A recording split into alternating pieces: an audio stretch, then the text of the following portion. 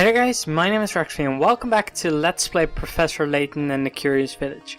I actually messed up last episode because I actually forgot to talk with Zapone right here, and we actually need to do that. It even says it in the status that you need to do it, but it completely slipped my mind. Anyway, yeah, we are looking into the disappearances. Yeah, what's your status? Oh, okay, you do remember. Alright, we need to ask Crouton. Alright, well, we're gonna go visit our salad buddy then. So, let's head down and, down again. But actually, oh, hey, Deke. No, we know where it is. Yeah, I know it's just west, but thank you. We can't run from point A. Alright, we need to explore the village. Well, we're doing that, so don't worry, but thank you. Anyway, we're gonna head up here right now before we go to Crouton because we can talk with Lucy and get another puzzle. So let's go and do that. Hey, Lucy. Alright, well, I'm interested in your secret. So let's see your puzzle. Puzzle 43. 3 umbrellas. 3 identical looking umbrellas are sitting upright in a stand. Assuming the owners don't check their umbrellas' labels, what percentage chance is there that only 2 people will walk off with their own umbrella? Alright, well, this really isn't that tricky of a puzzle. Okay, let's assume that this lady here on the left gets her umbrella. So that marks her off, and let's just say this is her umbrella. Then the second person also gets an umbrella. That means there's only 1 umbrella and 1 person left, so it has to be her umbrella already. So there's a 0% chance that only 2 of them will have the correct one. Luke, here's my answer. Another puzzle solved. Yep, yeah, if 2 people already take their umbrella, there's no chance the third can't. Yeah, it was fast because it was an easy puzzle. Okay, let's hear your secret. Lady Dahlia? Okay, she's not as mean. What makes you say that? 1 million? Well, we don't have that much, so let's not take on that bet. Let's just trust her. Anyway, we'll give this bet to Luke, I guess.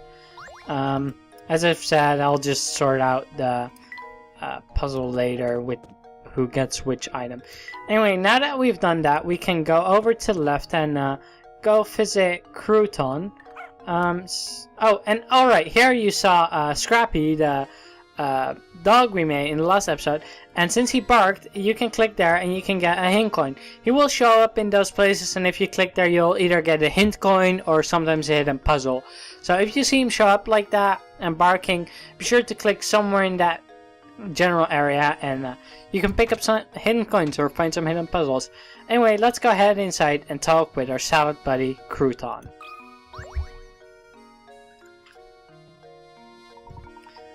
Ramon, he hasn't been around. Alright, well, that's too bad.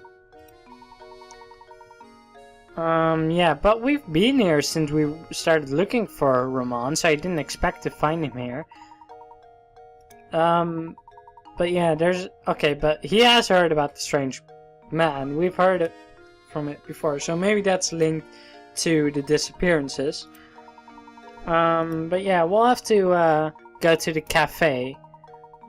Oh, so it's gonna open, the cafe. Well, that's good. I suppose we can go ahead and check out the cafe, because this is the end of chapter 3. We're not gonna keep looking for Ramon anymore, apparently. We're just gonna give up on that. Yeah, and it is getting dark outside.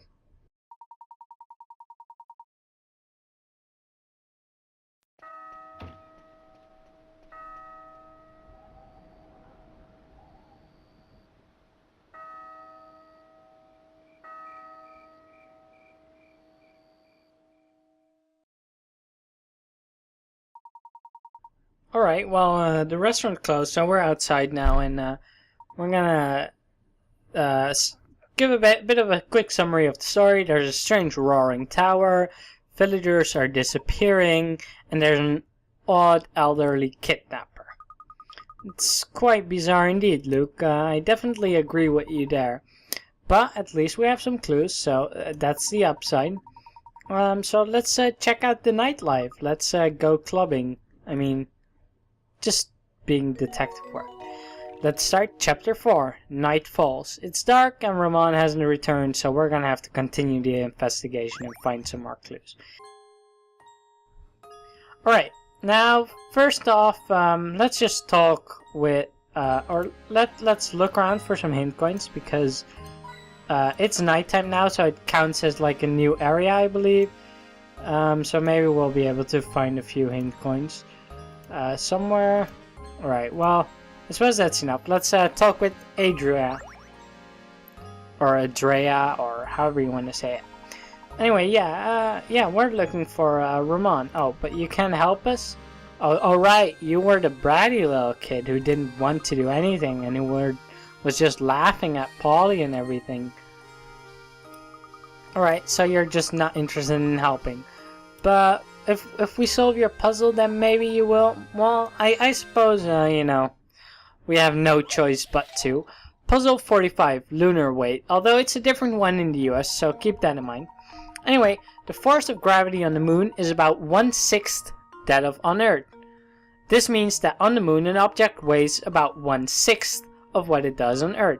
If you bring a 600-gram weight and a scale to the moon and gently place the weight on the scale, which of the following weights will the scale indicate? 0 grams, lighter than 100 grams, exactly 100 grams, or heavier than 100 grams. Now, of course, 1/6 of 600 grams would be 100 grams. So, your initial conclusion is that it's going to be C, because it would weigh 1/6.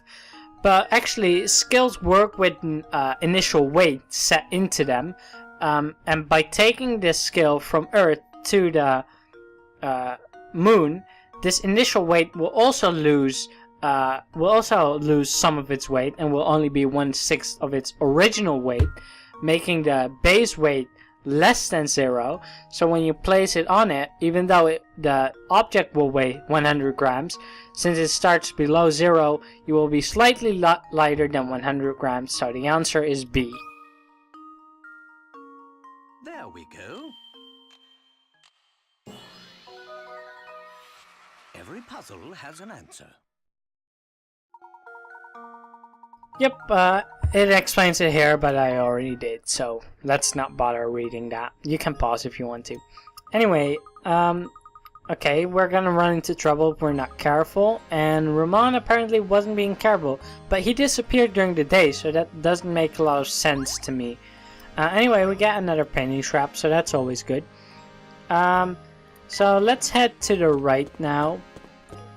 And let's see what Gerard is doing here. Oh, here we have Scrappy barking.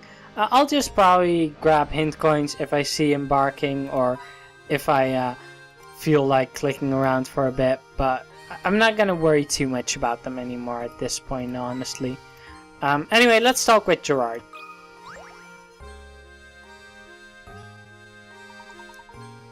Oh, what happened? He seems quite troubled. Yeah, we're in good shape, I suppose.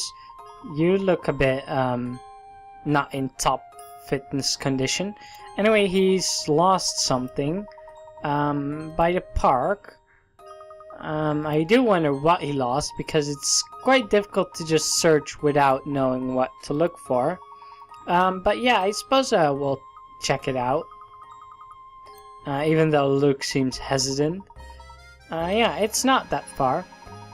And yeah, we are a gentleman, so we are always gonna help out people. But he never mentioned... Oh, right, yeah, exactly. Layton asked for it now. What did you drop? He doesn't even seem to know. Oh, his watch. Okay, well, we're gonna look for a watch. So... let's just go up to the park now. Oh, oops. I meant to... Oh, another coin. Oh, there we go. Well, that was nice. I forgot about that one. Anyway, let's go to the park here. And we can click around maybe to get some hint coins.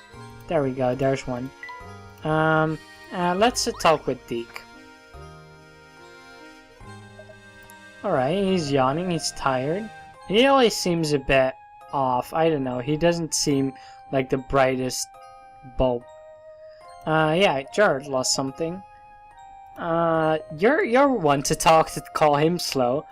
Anyway, yeah, his wristwatch, how did you know? That's, interesting that you would know that.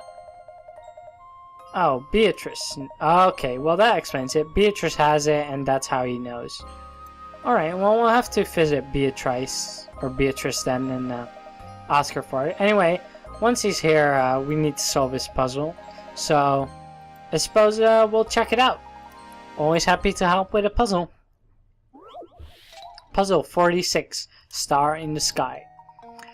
Look, a giant star in the night sky. How many triangles can you find in the picture? Be sure to count overlapping triangles separately. Alright, now this isn't that hard. Except one little detail, you need to make sure that you count these two triangles at the house. So those two, first of all, are there. So I'm gonna just clear because I know those are two. Then you have like the five triangles here in this star, like these 5 that I'm drawing out right now. But then we're not done yet. You actually have 5 more in this star, namely this one. And we can move it around like that. And then we can move it around like that. And then you have that one, and then that one. And that gives us basically 2 times 5 into this big star here, plus the 2 right here in the house. So that's a total of 12 triangles. Luke, here's my answer. Every puzzle has an answer. Yep, and you can see it in the diagram here. They point it out again. So it wasn't that tough to find, actually. We did it pretty quickly. Alright, I don't know why this puzzle bothered him so much that he couldn't sleep, but alright. Let's just head over to the inn. Oh, Luke probably likes plushies more than Layton. Anyway, let's head over to the inn and see if Beatrice has our watch for us. So let's head down now. And before we go in, let's check this billboard, this sign thing that hangs out, because there's a hidden puzzle there. Puzzle 113, Pet Menagerie. This young man is boasting about the many and varied pets he keeps. I have 10 pets, not just canaries and dogs, but tortoises and even snakes.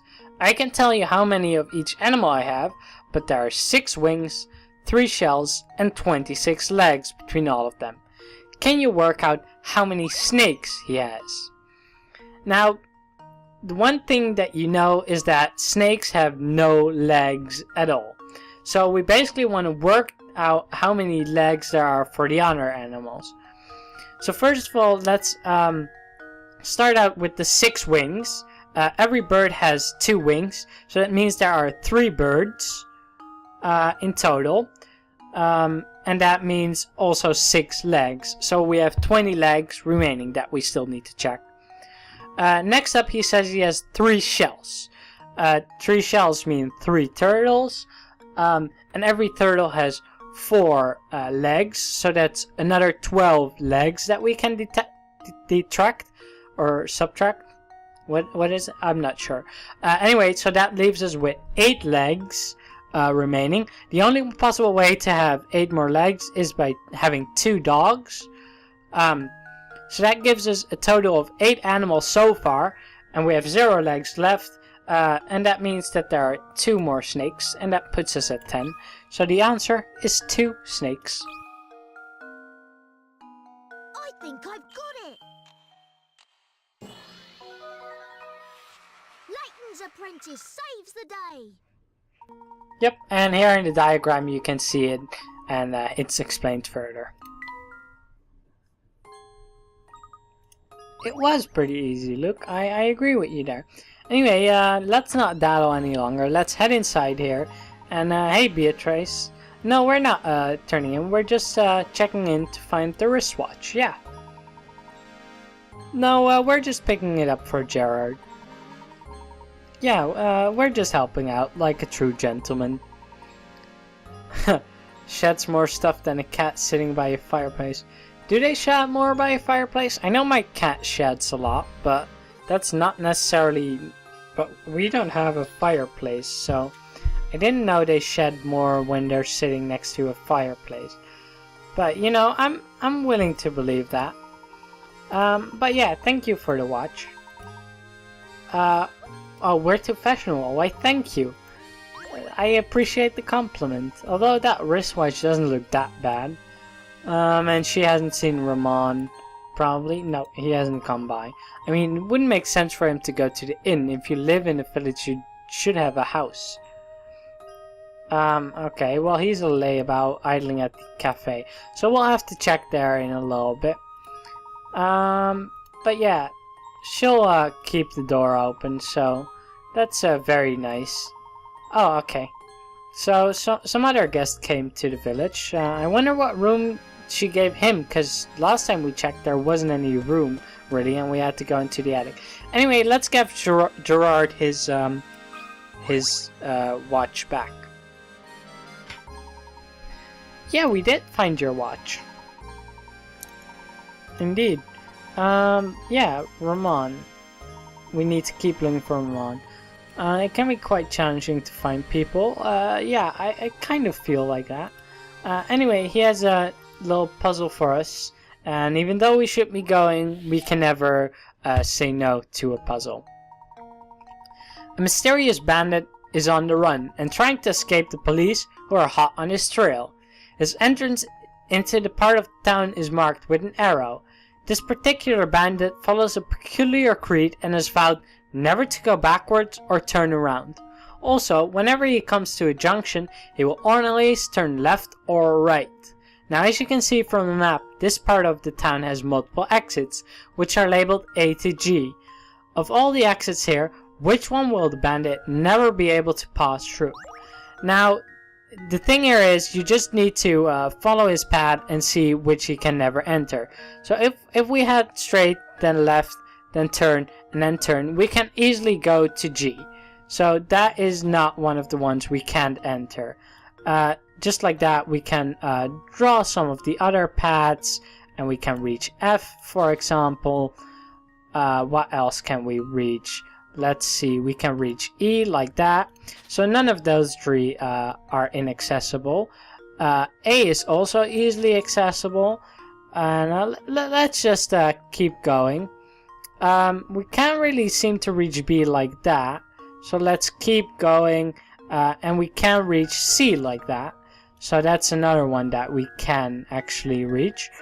We can reach E like that. So now it's between D and B. So let's see if we can actually reach D. So let's reverse engineer from D here. No, I'm pretty sure you can reach D somehow. Yeah, right. Like that. No, not like that. Anyway, the only one you can't reach is B. I'm not sure exactly anymore how you reach D, but you can reach it somehow. I'm just messing up right now. Anyway, that is the only one that we can't reach. So that is the correct answer. And here you see it on the map with the little arrows. You can easily follow them and see that B is impossible to reach. We are a sharp one, thank you. And yeah, we need to check at the inn or the cafe. So we're next up. Our next stop is gonna be the cafe. But actually, we're gonna do that in the next episode as we give Luke a cream rug. So yeah, next time we will be going north of the clock tower again and heading over to the cafe to see if we can find some more clues there. Thank you guys for watching, and I'll see you guys next time. Bye.